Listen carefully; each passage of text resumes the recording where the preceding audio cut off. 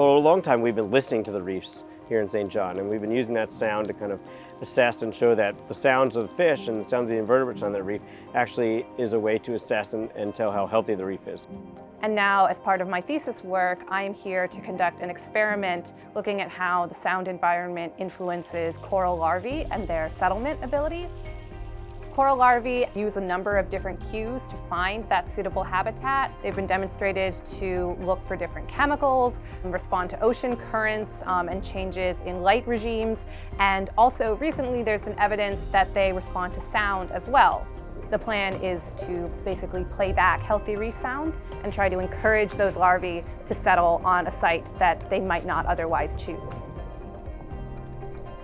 We've done a couple early studies on this. One is that we found that if you put cups of larvae out on a healthy sounding reef and you compare that to cups of larvae on a reef that doesn't have a lot of nice healthy fish sounds, you just get a lot less settlement in the unhealthy reef. One of the big fields of habitat restoration, right, is that that habitat has to not only look right, but it has to smell right and sound right to the animals. And so that's really what we're focusing on, is recreating a habitat that basically looks, smells, and sounds right to these animals. We have a speaker, which is basically just an indoor pool speaker that you can put underwater. It's connected to a flotation system and buoy that has some electronics and a solar panel that you can basically put a little micro SD chip with some recordings onto it, and you can put that anywhere you want to play back whatever you want to the reef.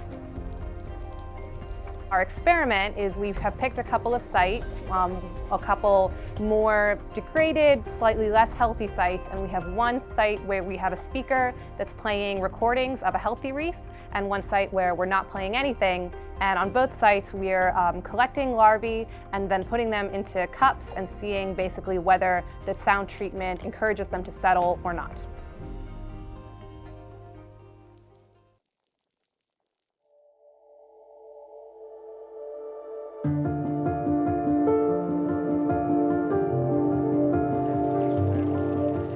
The next steps are, can we try this in different places?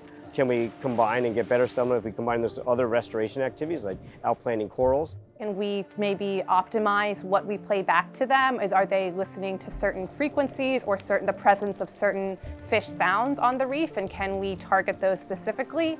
As well as working on this playback system and making it even more kind of portable and scalable.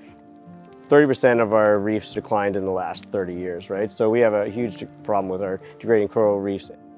Because they're facing so many stresses, so many threats, rebuilding them and finding ways to encourage healthy settlement is just one really important tool that we can to keep our reefs healthy.